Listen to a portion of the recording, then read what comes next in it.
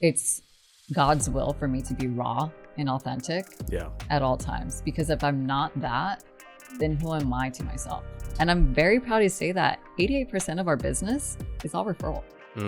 Like, we haven't touched any marketing at all for the business. We want to be more known at this time. Yeah. Like, now it's time to like scale and grow. Like, we're at 7 figures. How can we reach the 8, 9 figures? And if you're in that kind of mentality and you have nothing to give or anything like that, where it's just like, it's a two-way street in this relationship. Yeah. You know, it's just like, if you're just like, I need to just like pull all your resources and there's nothing else or anything like that, then it just, you can tell like the falseness in it.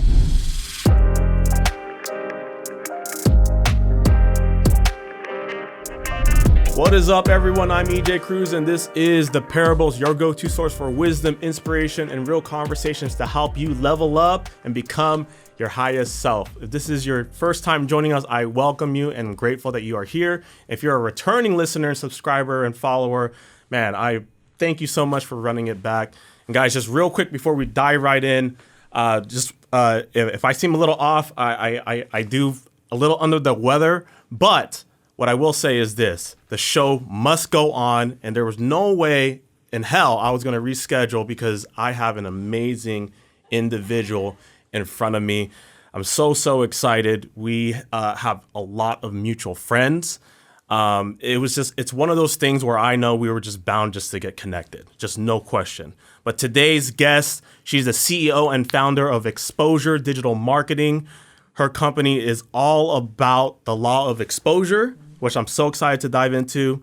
The idea that the more people see you, the better your content, the stronger your brand becomes. She and her team have built a global reputation for helping entrepreneurs and businesses master content creation, storytelling, and personal branding, all rooted and in the foundation in the belief that attention is the new currency. So today we're going to be talking in regards to Moncy's journey as a founder and her insights on content strategy. But Moncy Trejo, welcome to the podcast. I appreciate you. Thank you so much for having me. I'm so excited to be here. I'm like, woo, let's get this started. Yeah. Again, we just have a lot of mutual friends, and these particular episodes are the most exciting to me just because I'm actually getting to know you just as much as the audience is going to be getting to know you here shortly, right? But real quick, we're going to unpack a lot in regards to, personal branding, content creation, podcasting, and just a lot more. But just real quick, let's just start from the beginning in regards to who Moncy is, how actually you became this global leader in content creation. What does that look like? Like, where did you grow up? Things like that. Absolutely. So I grew up in San Diego my whole life, except for where I actually lived in Tijuana, Mexico, for about 4 years of my life. That 4 years is what really changed my whole life's direction. I was very young. I was only like around, call it 6 years old, up until maybe 10 years old at that point. But those 4 years is what really changed who I am. And I say that in the sense because my parents were divorced when I was 5 years old. And my mom basically raised my older brother and I as a single mother the whole time. As a single mother in San Diego, that's pretty expensive. So we ended up moving to TJ. And that's when, we would cross the border. I kid you not, at 2:30 every single morning, we would wake up, cross the border so we can be at school by 6:30 every single day. Dang. So we were doing this nonstop throughout the whole school year for 4 years. And so what that taught me was just like, you got to do what you got to do. You got to be persistent. Like, there's no little easy way out of this one. It's just like, you're just going to be persistent. You're going to wake up. You're going to do all the things that you need to do. And that life lesson has brought me to where I am here now, where I'm going to do whatever it takes for my clients to win in order to show up every single day and make a difference on their social media, on their branding, on their podcast, whatever it may be. Yeah, I love that. I mean, just a little context too with Moncy. I mean, she's a global leader in what she does, but I initially reached out to Moncy, by the way, when I was relaunching this podcast, and she's just the foundation of where she comes from and everything that she had to accomplish to get to where she is. Now she's just all about giving value, and she's about just getting results. So let's talk about how actually you started exposure digital marketing. Like, were you always into content creation? I think I did a little digging. I think you actually were into the healthcare a little bit first. Yeah. So similarities right there. But talk to me about that. Yeah, so I actually went to school, like post like university and all that kind of stuff for 7 years. And I was just like, I'm going to graduate. I'm going to be in the medical field. My mom's a nurse. So she was always like, nurse too. Okay, yeah. got it. So she was like, you either got to be a doctor, a nurse, or something. I was like, well, you're a nurse. I'm going to be a doctor. You know, like, let's level this up. You know, it's always been that way. Yeah. And so, you know, I went to school. I was like, cellular degree. And I was just like, no, I'm not going to do that one. Let me change my major. And then I started getting more into like the personal training side. And I was like, oh, let's do kinesiology. Like, this seems more fun. It seems like something I'm after. I already had clients in personal training, and I was all about fitness back then. I might not look like it, but I was like in powerlifting. You know, I was like lifting 305 deadlifts and all that for a long time until I got injured. But then I started doing the schooling, and I actually like started doing more of like the actual teachings. And I was like, this isn't really for me, but you know what? I'm committed. Let's just get the degree and we'll go from there. You know, like, let's see what happens. So I got my degree after 7 years. I was going to go to physical therapy school, so to become a doctor in physical therapy. And then I was just like, you know what? I've been working as a physical therapy aide for 3 years. I actually don't like this at all. It does not, like, you got to have a heart in the healthcare arena in order to like really help people. Yes. And my heart was not in it. Yeah. I instantly was thinking like, well, if I own my own like physical therapy place, then I can be making XYZ numbers and all that, rather than being like, I'm just here to help. Yeah. So I was just like, you know what? This isn't for me. I'm not happy, but I didn't know what else I wanted. It wasn't until my husband at that point was just like, you're always on social media. Yeah. You're posting, you're doing great for yourself and all that stuff. Like, why don't you just grow a social media company? Yeah. I didn't know about social media companies. I was in the 9 to 5 mentality of like, you have to go to school to make it, to succeed and all that. I'm like, what are you talking about? That traditional route, right? Yeah, the traditional route. And I'm just like, what's this entrepreneurship thing? Like, what is this? You know, and like, it was a whole mindset thing where like, you know, between him and I too, he was already a real estate broker at the time, and like, we had different mindsets. And so when he brought that up to me, I was just like, well, might as well give it a shot. Give it a try and see what happens.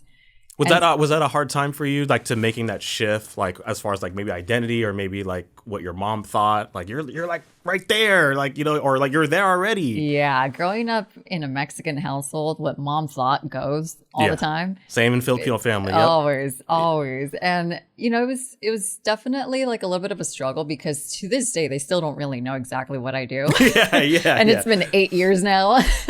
But you know, it was cool to see that mindset wise, I was just like, let's just go with it. Like, let's run with it. Let's see what happens. Cause I started like digging into like what entrepreneurship is, how to scale and grow a business and all that. So I already had the bug. Like, I was already done with physical therapy. So I was just like, I need to move on to the next thing quick, because I don't want to be in the cocktail serving industry for the rest of my life. Yeah. Like, that's just not going to be for me. And so then my husband's partner at the time needed someone on social media, or at least to help him get going. And Nick was just like, hey, here's Chris. Have him be your first client. Yeah. And so I had Chris as my first client, and then, you know, started scaling and growing his stuff. And then he referred me to one person, and that person referred me to another person. And so it begins. Yeah. And the rest is history. The rest is history. But I will say there's like a time between, there was a moment where I wasn't networking.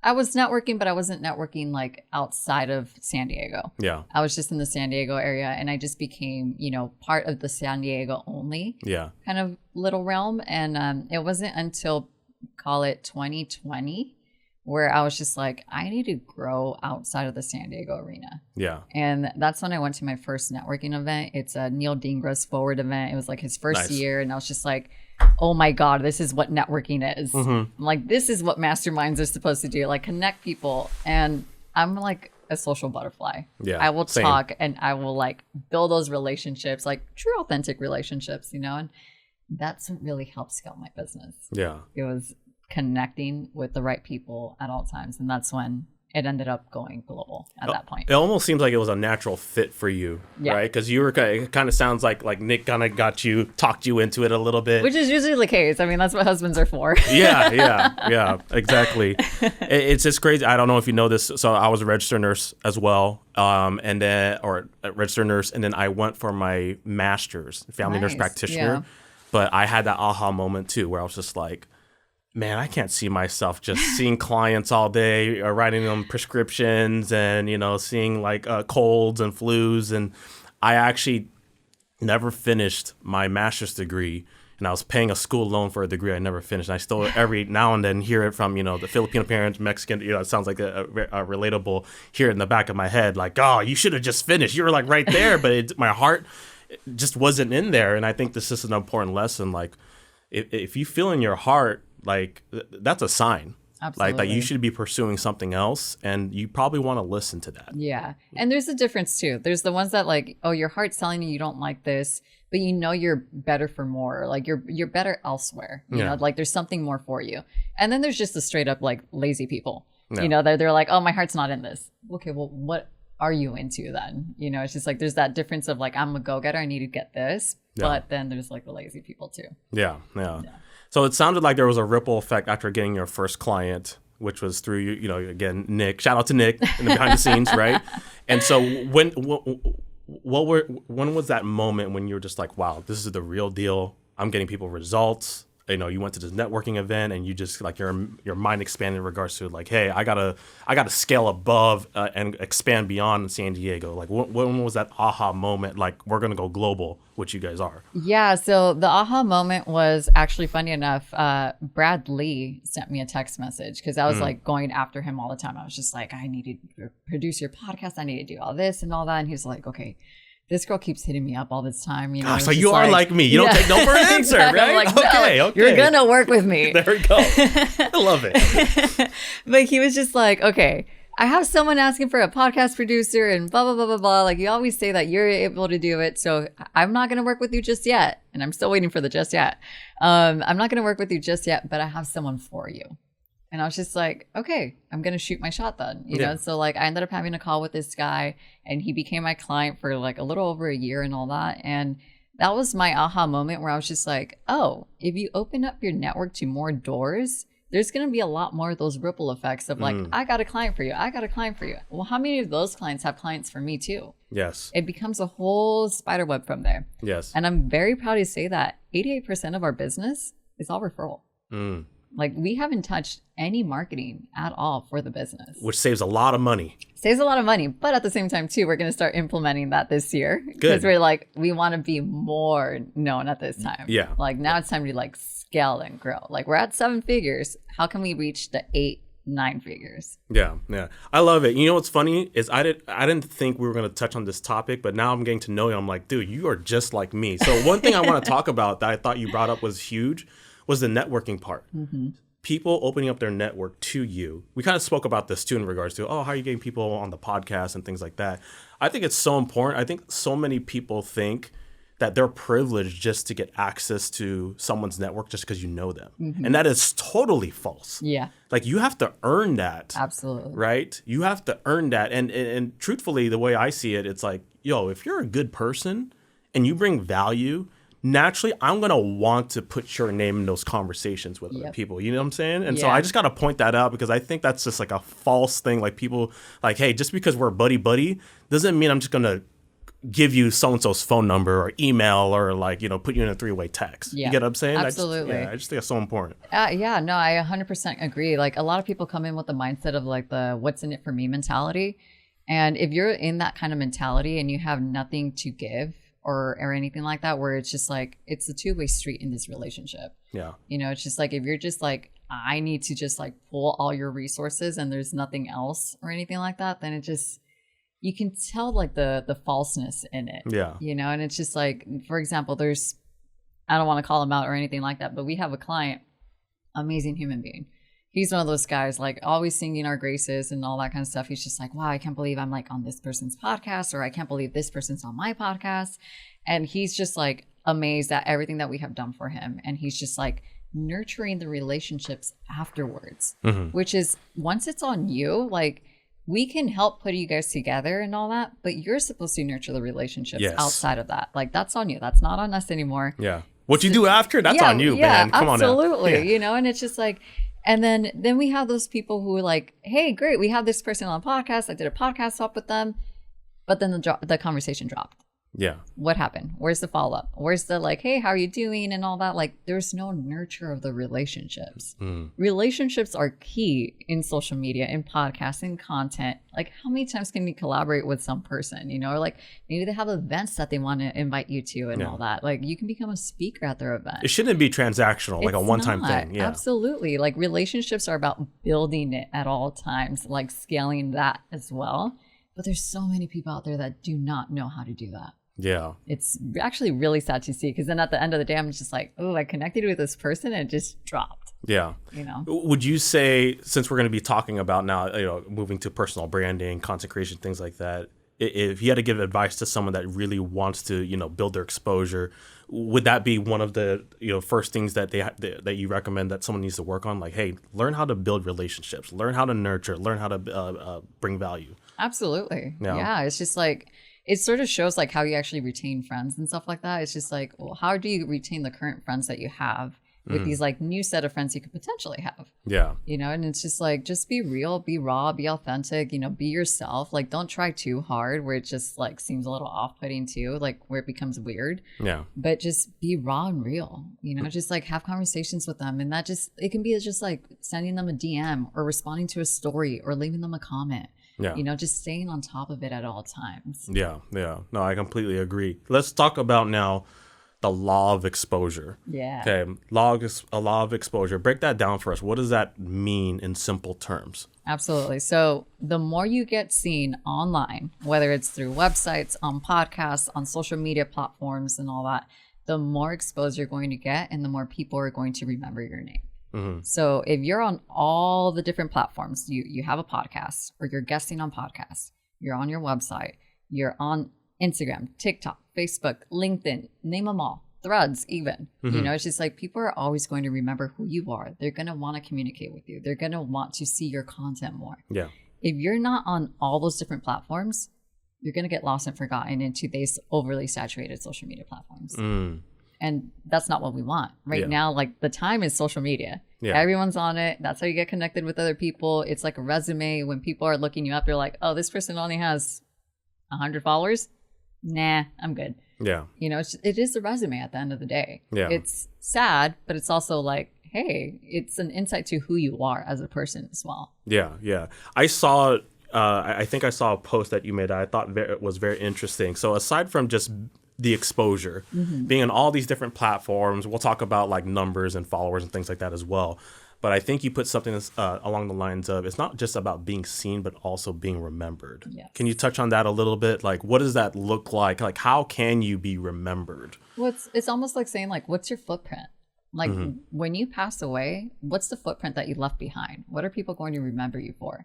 Is it just posting selfies all the time on social media and all that? Like, that's not something...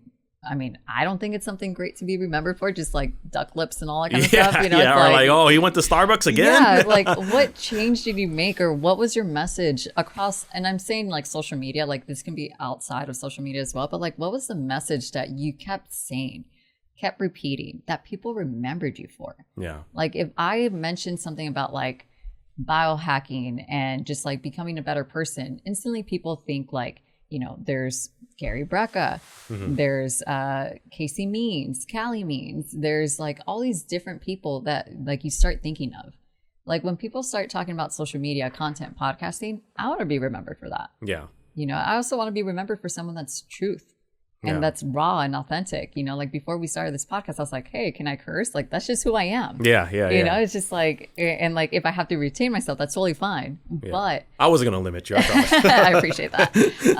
But it's like one of those things, like, what are you going to be remembered for at all times? Yeah. You can't just assume people are going to put you in this bucket if you don't tell them what you want to be remembered for. Yeah. And then once you make that footprint, go all in on it. Yeah. You know, things can shift and all that kind of stuff as you go and as you grow and scale, but ride on that footprint for sure. Yeah. So I from what I'm hearing, just one word that comes to mind is just being authentic, to authenticity. Yes. Right. Now, in today's age, I feel, and I'll admit, well, first off, is this, I'm being very selfish right now with the questions I'm asking. I want game from Moncy, right? She's an expert.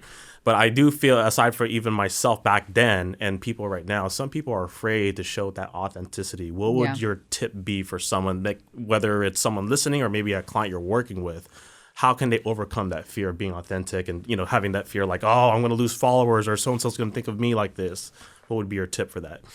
You know, it's funny that you asked this question, especially what just happened this week. Yeah. You know, being authentic and sharing your message and all that kind of stuff. And absolutely. A lot of people do look down on it if they don't agree with you. Yeah. And unfollows happen and all that kind of stuff. But I would rather have an audience that's leaning towards what I'm saying and they agree with it and all. And just like, rather than having someone who's just not going to agree with it, it's just like, that's fine. I'm not your flavor. That's totally cool. Yeah. You know, like, I don't need to have that person as an audience member whatsoever.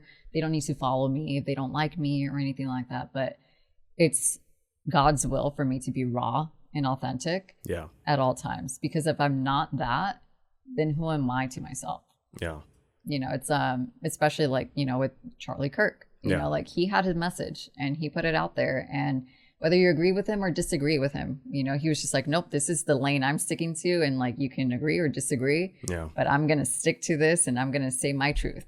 Yeah. And that's what he was known for. Yeah. And he obviously made a huge impact, huge influence. I mean, you know, I just think exactly right. Like, you don't know, from my experience, you actually don't know how many people are actually relating to you based off your authenticity. Mm-hmm. You know, this goes back to, if I share something like back during COVID, I actually got terminated because I didn't take the vaccine, and I spoke up about it. Yeah. And oh my gosh, I got attacked like crazy, even from some people I dearly love. Your close friends.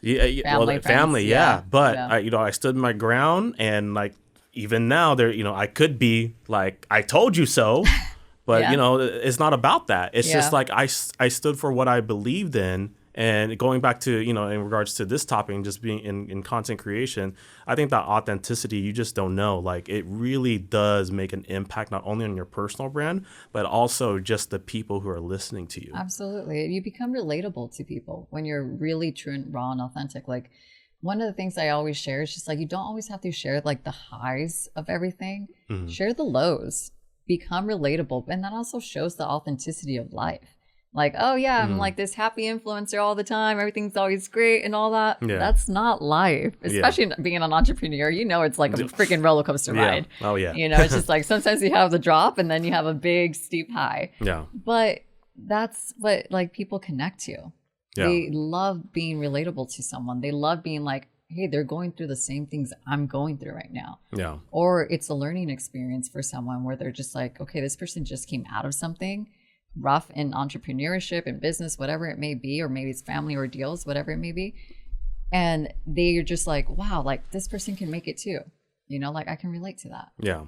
So I'm like, always share your message, highs or lows. Yeah. I'm like, be relatable to people. Yeah, I love that. And does this kind of go back to, in regards to why follower count does not matter? It really does not matter. I mean, I would rather have like 10,000 like core followers that are just like, you know, they love the message that I'm spewing. They connect with it. They're all about it. They're like engaging loyal. with it. Yeah, they're commenting. Yeah, like rather than like 100,000 followers that are all bots and fake and like, you know, it doesn't matter at the end of the day. Yeah. You know, I'm just like, I'd rather have like 10,000 like true ones over 100,000 fake ones for sure any day. But again, social media is a vanity metric play. I'm not about it. Like, I'm just like, nope, no bots, no fake stuff. Like, whenever we onboard people, we're strictly organic. I love it. Like, no bots, no nothing, but we want more engagement. We want more client, like all this. I'm like, that's just a vanity metric. Yeah. You can talk to your bots if you want to, but at the end of the day, the message is not going to go across. It's just interesting how people look at it from the outside in, right? Like, in regards to, oh, damn, Ejay got 300,000 followers, which I don't, by the way, but he has 300,000 followers. Like, oh, he must be a big deal. Mm-hmm. But it's just like, yo, if those are bots, fake followers, blah blah blah, like, is the value and the influence actually real? Mm-hmm. I mean, I don't want to be known as a fake, having fake influence. And that's the thing, like, you can see it now. You can see who has the real followers and who doesn't have the real followers. You know, it's like it's clear as day. Yeah. If you get spotted by this day and age, I don't know what to say to you.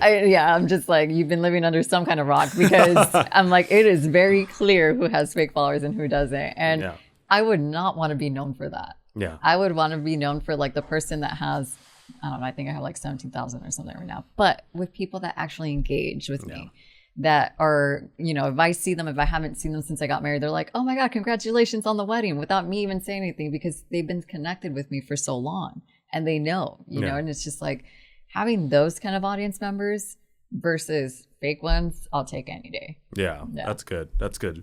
Let's talk about personal branding just real quick. So we spoke about authenticity, but let's just say I want to start building my personal brand. Yeah. Like I'm getting serious now. Like I know, like I got to build it, and we'll talk about how that's different in comparison to like marketing your business. Yeah. But aside from authenticity, what can I do to make my personal brand stand out? It's all logo and font colors. I'm totally kidding. I'm totally I was gonna say, yo, this is good. Great logo. I love it. No. It's and I kid around because a lot of people think it is just that. Yeah. And it's so much more than just that. It's your message. You know, it's like, what is your message that you're going to be putting across the board everywhere? You know, and it's across, you know, whether it's your podcast, on social media and all that. It's your tone, it's your voice, it's how you show up on a day-to-day basis. It's how people remember you at the end of the day. Like, are you a person who does content just like doing like podcasts, or like you're behind a screen, or is it something raw and authentic where you're in a car, selfie style kind of video, and you're just like spewing, like we call that yapping nowadays. Like it can be that also, you know, it's just like, but your personal brand is essentially like who you are as a person and how you come off on social media. So it's like, definitely your message is key. That's like definitely your personal brand right there for sure. And then how you're remembered. And a lot of people then, you know, put that towards like, oh, they always use like the red color or the blue color, or they're always using this. And then that's when all the colors and all the pretty stuff happens. Yeah. But your personal brand at the end of the day is the message that you keep repeating over and over again.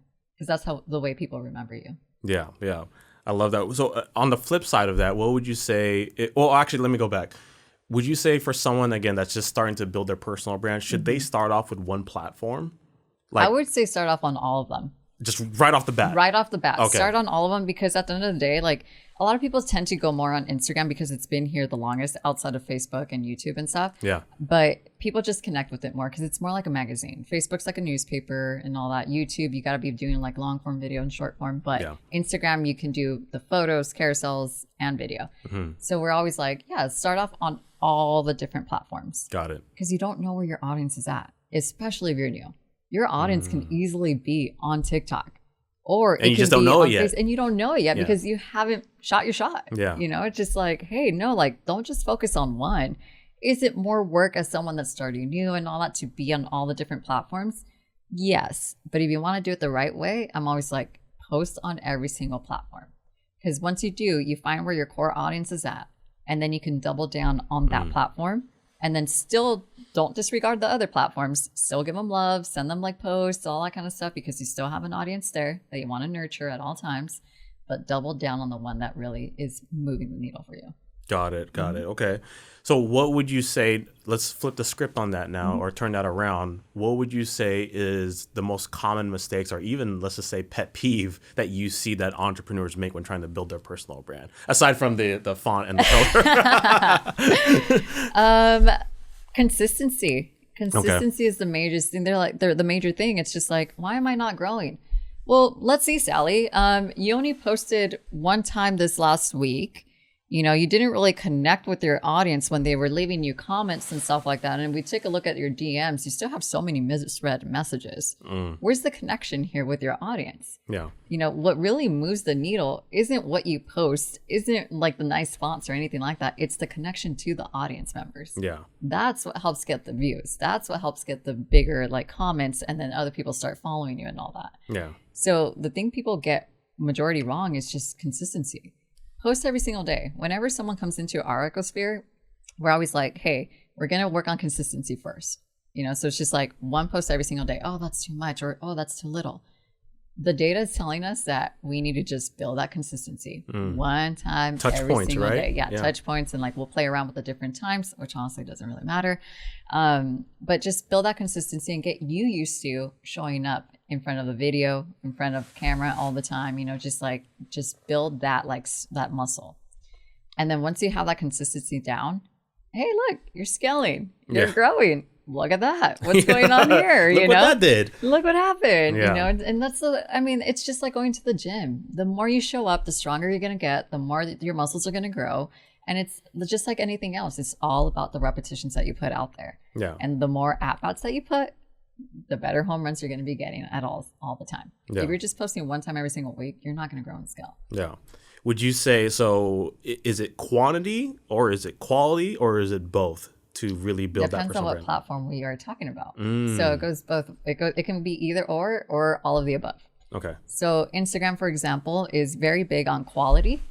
And depending on what your data says, because not every single person's cookie cutter, it depends on the quantity also. Because there's people that are posting 6 times every single day, but their audience loves it and they scale and grow through that. And then there's audience members who just prefer 1 time a day, but the quality must be there. And I'm not talking just quality of like high performing edits and like amazing, like all Captions the B-roll, and captions. B-rolls. Yeah. It can be organic content too. As long as it looks good, there's good lighting and all that. It can be literally a selfie video that you post online, as long as the message is good. You know, like that's all we care about. Yeah. And then on TikTok, honestly, it's more quantity than it is quality. Quality in the sense of like the edits. Quality in context does need to be there, like the messaging in the video. But it can just be an organic video and you just post it on TikTok.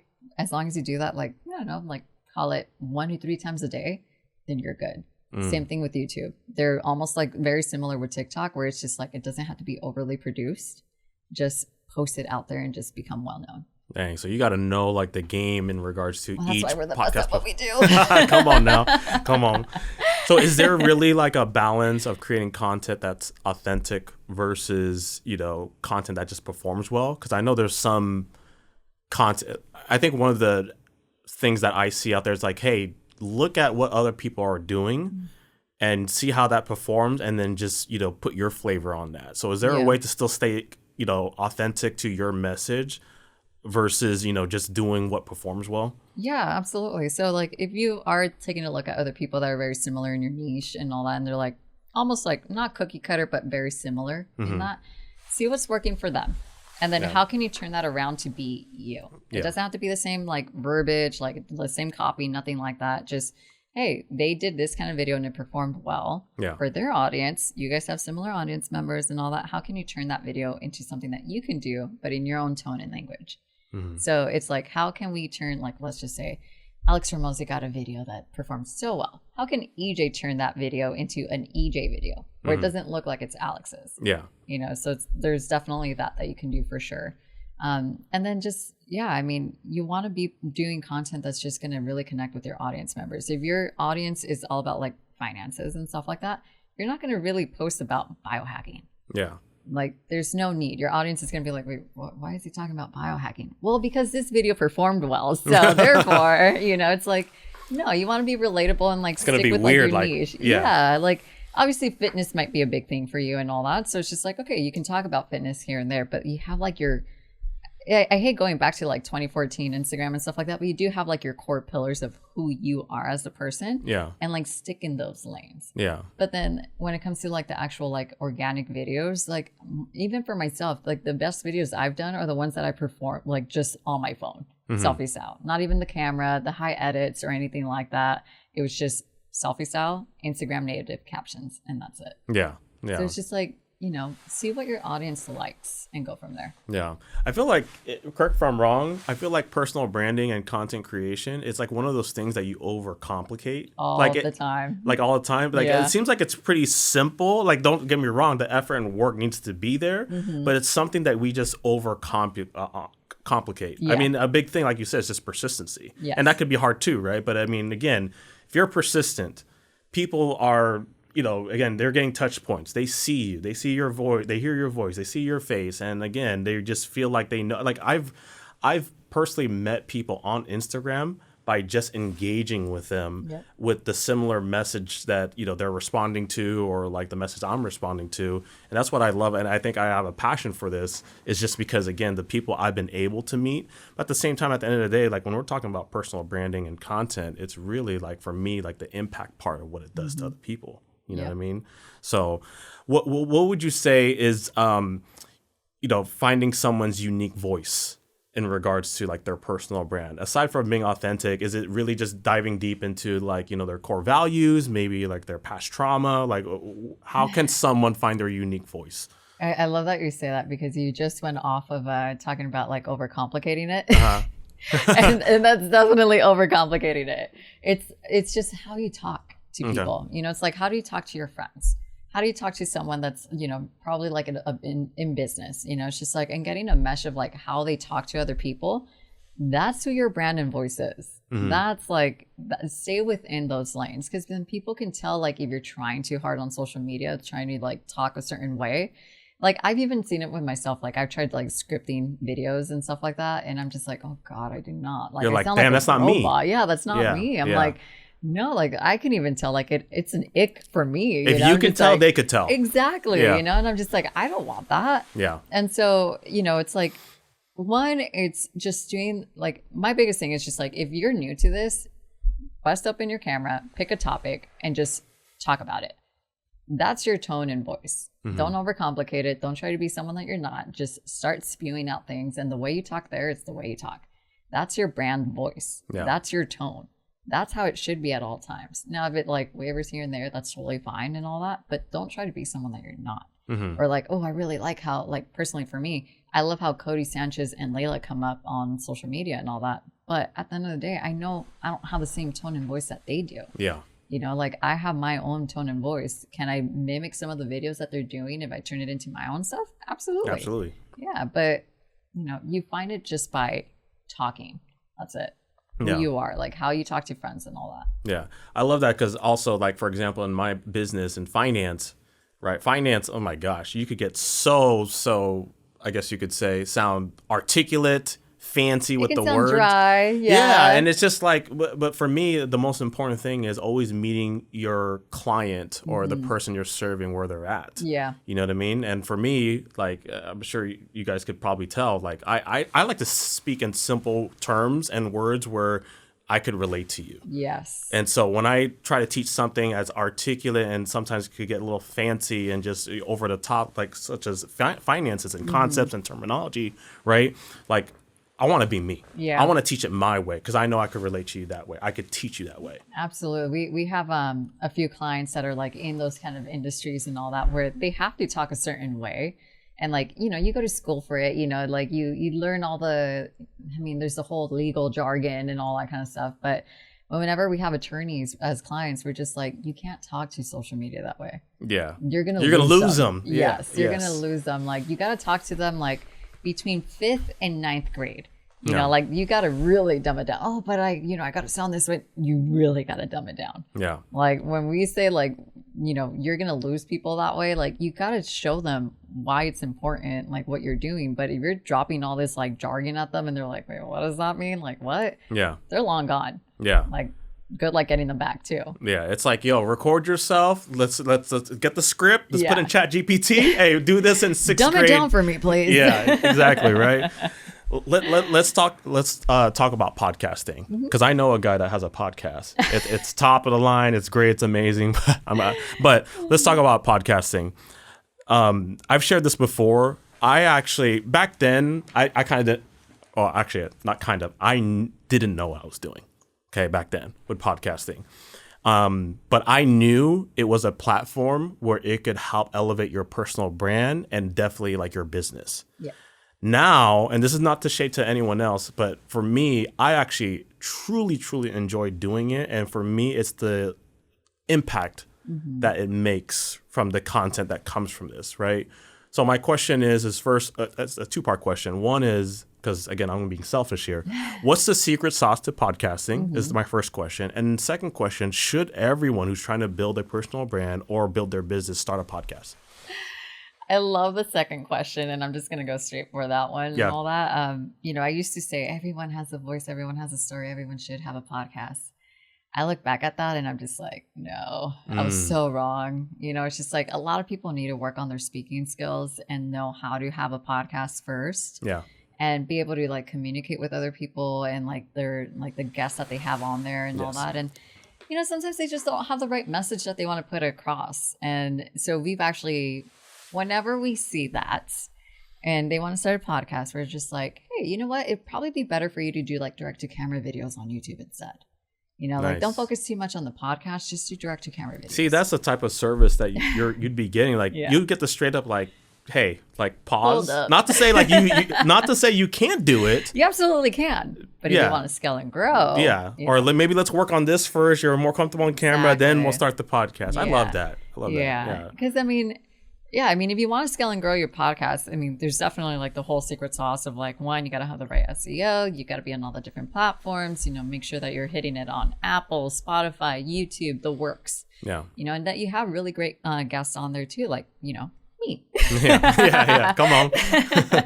Just kidding. Totally kidding on that one. But, at the end of the day, your audience, they're going to tune in for the different guests that you have on. Yeah. And then another thing that I would add on to it is just like, if you have guests on your podcast, your audience also wants to hear from you. Yeah. So let's say, you post every single Tuesday a podcast with a guest. And then on Thursdays, you do a podcast where maybe it's like a little bit shorter. It's like 15, 20 minutes of you. Yeah, solo. Just talking solo. Yeah. Because your audience wants to hear from you. Yeah. Like they're already connected with you through the podcast and the guests. But don't let them lose sight of who you are and the value that you brought into it also. Yeah. And it's just, it doesn't have to be a recap of the previous one. It's just stuff that and like want to dive deep into. Yeah. Like honestly, we've seen that be the secret sauce for like scalability and growth and all that. It's just like, don't make it about the guests. Yeah. Only like, cool, absolutely. Take care of the guests at all times and like you scale and grow, collaborate and all that. But make it about yourself too. Your audience came here. You're the top of the funnel. Yeah. So it's like, give them that. Yeah. I'm so happy right now because you just gave me confirmation because that is actually the plan is to actually do every now and then maybe, and who knows, it'll probably turn into a routine thing. Yeah. But definitely something solo because there's definitely more than what I have to say aside from just bringing on guests and having these meaningful conversations. Yeah. There's definitely a lot more I want to share. You know what I mean? So I'm very happy I got that confirmation, if I can be completely honest. Oh, man. So let's go back to exposure. Yes. Okay. You guys use data-driven approaches. Talk to me about that. If I was to reach out to you and I already know like, hey, we should be making moves, especially business-minded, right? We should be making moves based off data, right? Yeah. What does that look like in regards to content creation, the strategy of growing your personal brand and things like that? Yeah. So when we say that we're like very data-driven, it means like even from just on social media, taking a look at what's working, what's not working. Like, why didn't this get enough views, enough likes? Was it the timing? Was it the kind of content? Was it just, not hitting with the right audience and stuff like that? What's going on? And if we need to pivot fast. Yeah. Don't take your sweet time on doing it. Like if it didn't work, don't post it again. Don't do it something like maybe change the hook on it. Like it could be something of like, the beginning to like really hook the person in wasn't quite there. Let's change the hook of the video and then repost it like in 2 weeks. Yeah. And see if that works then. So it's just like having the ability to like pivot right then and there in order to like make those changes for scalability at that point or the engagement, depending on what the goal is at the end of the day. But for example, and even on YouTube also, just take thumbnails, for example. No. We're constantly changing the thumbnails to make sure that we're still getting views on older videos. Wow. So it's like, what's the click-through rate? It's just like, how can it be like something that's enticing for me to want to click and watch? Yeah. The thumbnails mean a lot on YouTube. Yes. If it's not clickable or it's not like, I call it like eye candy basically, where it's just like, ooh, this is cool. I want that. Yeah. Then you're not going to really scale and grow on YouTube. So we're constantly changing out thumbnails and seeing what works, what doesn't. We're doing like testing, A/B testing all the time for all the different videos. Just like, hey, this thumbnail, even though it's just like a color change, for example, or hey, we changed the title, like whatever it may be. Like we're not trying to make too many changes so we can actually test and run with that. But we're constantly testing things all the time. Yeah. And that way it's not just like, nope, sorry, you just get this cookie cutter kind of thing and that's all you're going to run with. Well, the data's showing us that they don't like it. Yeah. Are you going to make any changes? You know, don't expect different results if you're not going to make any changes. Exactly. So it's just like having the ability to pivot fast is what really helps with the whole reading the actual data. Yeah. Like we can read and be like, hey, this really sucks. You know, but it's like, okay, what are we going to do to pivot and to implement the new change? Yeah. You know, so it's like doing that kind of stuff. So it's definitely all about execution. Oh, for sure. Yeah. I know back then, 2018, 2020, I actually was just more focused on consistency. Yeah. And which is great. Yeah. And just publishing and putting it out there. Yeah. Right. Now it's a way different strategy and execution. Yeah. Like you said, from the thumbnail to the title to the description to one thing I know that you talk about a lot is even the hooks. Yeah. The hooks are huge, right? Huge. When this episode goes out, I guarantee you there's going to be a very strategic hook in the beginning of the video or reel or whatever it is you're watching to make sure to hook you. And truthfully, we don't even have to hook you because it's already valuable. But I mean, that's just the way it is. It right? is. I said it earlier. Social media is already super saturated. Yeah. So you got to be able to stand out from all the billions of people on there. Here. Yeah, it's just like everywhere, you know. Yeah. And it's just like, how am I going to stand out and really share my message? And it's like, you got to be really good at capturing your audience's attention at all times, because once they're gone, once they swipe up, you're gone. Yeah. It's like, good luck tomorrow. No. You know, and it's like, and I understand, like, from someone who's just getting into it, they're just like, oh my God, like, she's giving all this information. Like, where did I even start with and all that? Start with consistency. Yeah. And then once you like build a rhythm into it and all that kind of stuff, that's when you can like start A/B testing things, have fun with it, you know, look at the data, what's not working, what's working and all that. Just right now, focus on the consistency. Yeah. If you have like a platform, that's when I'm like, hell yeah, go A/B testing. Yeah. I would say, I mean, correct if I'm wrong, I would say for someone who may be starting out, like, you have to start with the consistency and being comfortable. But there's just no question, if you're going to take this serious, you got to go with a firmer agency like Exposure, or like, you know, someone to help you really dial it in, because it is a lot of work. Mm-hmm. There's a lot of meticulous details in order to execute effectively. And like, you know, at some point, if you are taking it serious, there's no question you have to. Absolutely. Unless you just do that, like, I don't know, full time, and I don't know, you're just, you know, you have nothing else to do, I guess. Yeah. Right? And it's like, for us, you know, it's like when someone comes into our ecosphere, it's just like, you have your social media manager, you have your project managers, you have your copywriters, you have your editors. Are you doing long form, short form? It doesn't matter, because you have your short form team and your long form team. You know, it's just like you have the whole team behind you. It's not just you scripting, doing the video, editing the video, posting it, trying to figure out if it works or if it doesn't work. You know, it's just like, that's a lot for one person to handle. But that's why you like working with an agency, whether it's mine or a different one, you know, it's just like, hey, you get a whole team behind your back that's here rooting for you, that's here wanting to help you scale and grow and all that. So if you're 100% serious about like getting started and like scaling your business and all that, and you have the means for it, go all in on an agency for sure. Yeah. I get the sense, and I could already just feel it, like the rewarding feeling of what you do and getting them results, especially if it helps them help more people, it helps them become better, impacting lives. Like, I could just sense it already. Like, do you have like maybe a testimony or like someone that, you know, that you've had success with and they're just impacting like so many lives at all? Oh my gosh, yeah. She's like, too many. I don't know. You know. Well, I mean, there's definitely like a list that we can go through for sure. But one that really stands out, because he's so new into our ecosphere, is one of our clients. I feel like I can say his name, Nick Sansone. Okay. His company, basically, it's a partnership with his brothers. It was a company that his father started and all that. So it's nice. Definitely like, you know, within the family and all that. But they're real estate developers, very successful in their own regard and all that, and just amazing human beings, very faith driven and all that. But like, when you listen to his message on social media and what he has to say, it's so real, so authentic, so him. If he's not feeling something, he's like, nope, I'm not going to do this. Or if he's like, you know, like, I like this photo, you know, I like this, I like that, like, this is my branding, this is all that, like my tone and voice. If it's not up to par there, it's like, nope, we're not posting it.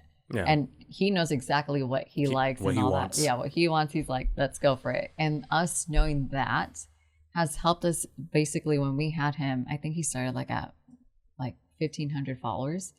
And within just a few months, he's already at almost 14,000 followers. Nice. Just by us implementing the strategy. All organic. All organic. Yeah. Just like, hey, we're going to be doing this. We're going to do this. Like, this is your core, like, messaging. Like, you're going to be spewing like this kind of message. Like, this is what we found is what really moves the needle for you. Mm-hmm. And like, for example, it's real estate heavy.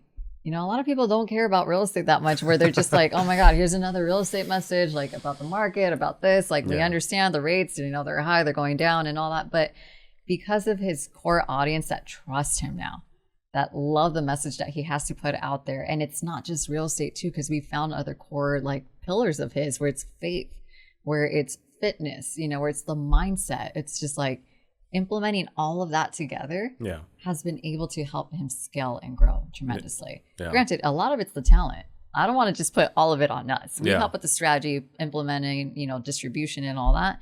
But if the talent is amazing at what they do, that's already game over. Like, we already know we're going to win. Yeah. And it's cool to see, like, every single time, like, we use Slack and stuff like that, and we'll take screenshots of his page and we're like, oh my God, another 1,000 followers, you know, and we're just like, yeah. We're literally biggest cheerleaders. Like, we care about seeing our clients win towards their goal. Yeah. Sometimes it's not about the followers, you know, it's just engagement, or it's just like, hey, how many like people fell into my community and stuff like that. So depending on what the goal is. Yeah. That's what we really care about. Yeah. I think like in regards to the followers, right? I mean, yeah, it's not all about the count. But at the same time, if you are organically, like a keyword organically, like increasing your followers, I mean, you just never know. That's one more life potentially impacted. Absolutely. Right. And so I love that, because it sounds like it's a more it's a relationship, it's a partnership, and it sounds very collaborative from what I'm hearing too. It really is a partnership and the relationship. Like, I'm really like, when I say I care about relationships, like, I really do mean that. Like, I'm not about like the whole transactional stuff. Like, do we meet and all that? And like, are you paying for my service? Yes. But outside of that, I'm like, we travel to our clients to see them win. You know, like, we'll go over there and be like, hey, like, you know, like, we want to be doing this, or like get to meet them in person, have dinner, have lunch, smoke cigars. I'm a big cigar smoker. So I'm like, I missed cigars. That one time. I was supposed to go. I know. I owe you. Yeah. And so it's like, for us, it's like building those relationships with people where it's not just like, you know, we're just another agency for you. It's like, no, like, how can we grow together? How can we scale this? You know, it's just like, how can we help you with your messaging? How can be better people for you? Yeah. You know, at the end of the day, like, relationships just matter a lot. Yeah. To me, it's like the number one thing. Absolutely. It ties back to everything. Yeah. No question.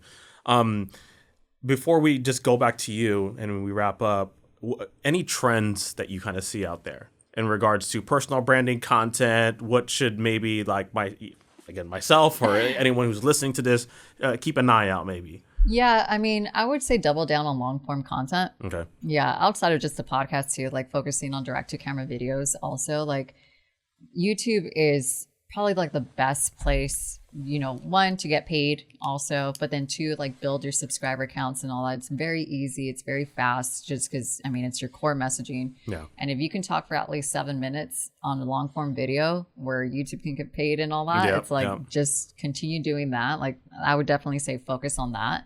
I wouldn't say too much on trends, like social media trends, like all the memes or like the trendy kind of things, like the music and all that. Like, don't focus too much on that. Like, just focus on your messaging, your core values, and like, put it out there. Like, what's going to make someone like you at the end of the day and want to follow you and potentially do business with you, or, you know, at some point work together if that happens. You know, it's just like, just focus on that for sure. Yeah. I do see, you know, we still don't really know exactly what's going on with TikTok. You know, we've seen like some things, we had some insider kind of stuff where we're just like, oh, really, that's happening? Not 100% sure where that's headed in that direction. It seems like it's still going to stay. It's not going to be just like sold off or anything like that. So we do see it staying. And then, yeah, I mean, I would say going live and streaming. A lot of people want to see that. Like, right now, we've been seeing a lot more people trying to stream online. Yeah. And so it's just like, okay, like, maybe it's like good for you, like the streamers, to like continue doing what they're doing. And if there's a way that someone can stream or go live, do that for sure. Yeah. It sounds like it's, I don't know why the KISS, keep it simple, stupid. Yep, keep because, it simple, stupid. Yeah, right? No, just because, again, like, so many people could be focusing, like you said, on the music, the captions, the algorithm, or blah, blah, blah. But when in reality, it's like, yo, just focus on your message, man. Yeah, focus be on yourself. your message. Focus on your voice. Be right? authentic, be real. Don't overcomplicate it. You know, it's just like, just put your message across the board and you're good. You're set. Yeah. Yeah. Awesome. Let's bring it back to you as we wrap up here. You know, as you were scaling and exposure started small to now global, what's one mindset shift that it took for you and your agency to scale? It's okay to ask for help. Yeah, it's one of those things where God, I love that. Yeah, it's like, I mean, that's with life in general. You know, it's like you got to have a tribe, a village, you know, with everything in life in order to like go to the next level. You know, it's like when you reach another level, like if you feel like you can do it on your own, good luck. You know, it's like that's not going to happen. And there was a moment for me in business where I was doing it all by myself.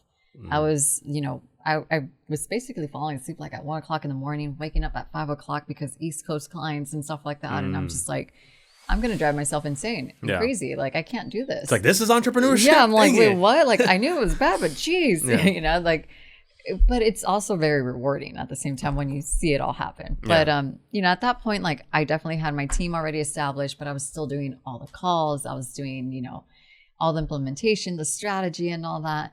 And it wasn't until I asked for help from my real estate broker, fiance at the time, where I was just like, you know, I told him, and I always give him kudos for this because honestly, him coming into my business was like the best thing ever, is he's very analytical, very data driven, very OCD to the max. Like we're complete opposites. Let's just put it that way. But you guys compliment each other, compliment right? each other, exactly. Yeah. And it's just like, I was just like, I'm running around like crazy right now. Like at that point I had like, basically my business went to 7 figures in a matter of like instant. Wow. Like it was super quick. It was like within 6 months. And I was just like, oh my God, I'm driving myself insane right now. What's going on? Like I'm everywhere, like running around like a chicken without its head.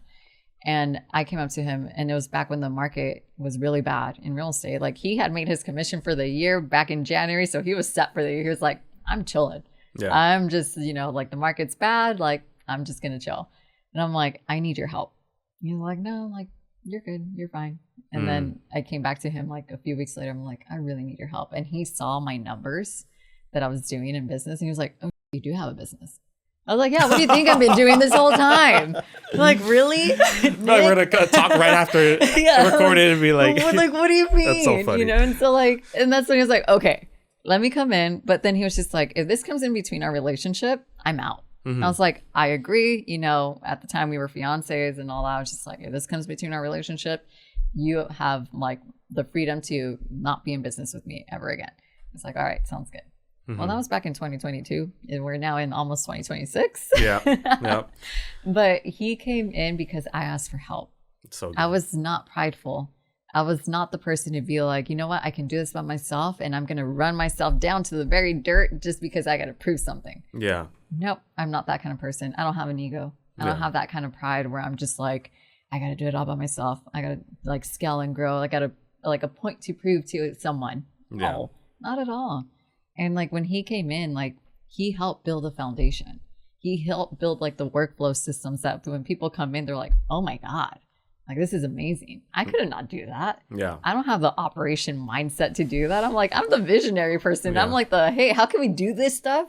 But you got to do it. Yeah. Double down on what you know you're good at and then get the help or resources or whatever it is to everything else that you need. Yeah. And so honestly, like when he came in, it was the biggest like shift in our business for sure. And I say our now because it's a partnership. Yeah. And it's been amazing since then. And also investing in your business.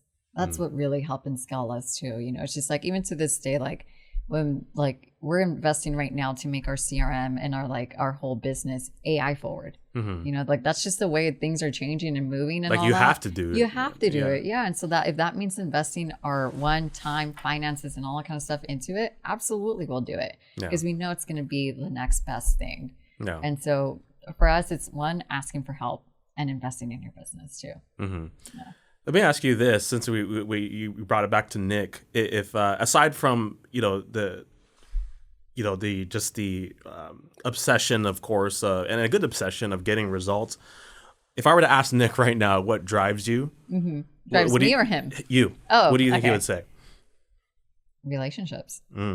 There we go. Goes back to that. Yeah, it goes back to that at all times. Like, it really does mean a lot to me, and it's just like how can we help you? Yeah. You know, because at the end of the day, you know, it's like it's cool because we help them, they scale, grow, they're super happy and all that. But then it builds our relationships with other people too, because they're like, hey, you guys want to work with these guys because they just freaking kill it at everything that they do, and they're amazing people. You know, they'll fly out to you if you want to meet them. You know, and all this kind of stuff. Like, you can grab a cigar with them and all. Like, you can do all this stuff. Yeah. And it's just being real, you know? And so it's just like, for me, relationships is a big thing, to the point where, like, you know, if let's say like a client is offboarding and all that, like, I still hold the relationship with them. Yeah. I still talk with them like, hey, dude, your content's killing it. Or, hey, like, you know, here's a little, like, you know, suggestion and all that kind of stuff, but like not in a rude way. Like, I'm your friend and I just want to help you. Yeah, I want to see you win. Yeah, there's no bitterness. Exactly. There's no, not at all. Yeah. Not at all. Yeah. Yeah. I want to see you win, and just like, hey, whether you work with us or not, go after it. You know? I love that. Where do you see exposure in 5 to 10 years? In 5 to 10 years? Wow. Definitely, you know, right now we're very like client forward and all that, but it's just like, how can we scale it outside of just the clients too? It's just like, whether we have products or like, you know, courses, whatever it may be in that sense. So it's just like definitely like scaling it from there, and just being very well known everywhere. Yeah. You know, like, I want to be like, when I say acquisitions, everyone thinks Alex and Layla for Moncy. Yeah. When I say exposure, I want everyone to think Moncy and Nick. There we go. Yeah. I love that. I love that. Last question. You know, the podcast is all about, you know, becoming your highest self, becoming the best version of you. How would you describe becoming your highest self in Moncy's words? Not forgetting who you are. You know, it's just like, come on, man. Come on. I love it. And like, taking care of yourself, you know, like, not forgetting who the true person you are. Like, there's, you know, social media can build this facade and all that stuff. And there is like this whole, like, I got to look a certain way, feel a certain way and all that. But it's like, at the end of the day, the person that you fall asleep to in bed, you know, it's just like, that's the real you. Yeah. You know, it's just like who you are in your head and all that. Like, don't lose sight of that. Yeah. Like, social media is just there, you know, and it's just like, don't lose sight of who the real person is at the end of the day. Yeah. Because like, once you lose that, it's done, you know? Yeah. Like, be known for the person that you are, and take care of yourself, nurture yourself, you know, work out if you need to, you know, make sure that you're giving yourself time, give yourself grace at all times too, you know, like, if you get stressed out, breathe. It's going to be okay. Yeah. You know, there's other worse stuff going on in this world and all that stuff. Like, it's okay. Breathe. Yeah. And just know that it's just a blip in the system. Yeah. I love that, Moncy. I appreciate you coming on the podcast. It was so much fun getting to know you. We actually have a lot more in common than I thought, from, you know, healthcare to just networking, relationships. I just love it. If anyone wants to reach out to you, whether it's just connect with you or even are thinking about becoming a client with exposure, where's the best way for them to contact you? Honestly, just shoot me a DM on Instagram at MoncyCMB or visit my website, exposure-dm.com. Awesome. Yeah. Well, guys, I appreciate you coming, listening to the podcast with Moncy Trejo. Please reach out to her, and hope you took notes. There was a lot of game there. I know I did. Again, I was being a little selfish on this podcast in particular, but Parables Podcast, we are out of here. Thank you so much, Ejay. Of course. Take care, everyone. Peace. Hey, everyone. Thank you for tuning into the podcast. If you enjoyed the episode and found value, don't forget to hit that follow so you are always updated and in the loop with the latest episode drops. In addition, if you could rate the podcast, that would help us tremendously with visibility. Lastly, if you know someone that would enjoy or benefit from this episode or the show, please pay it forward and share it with them. It means a lot to us. Thank you, and we'll see you next time.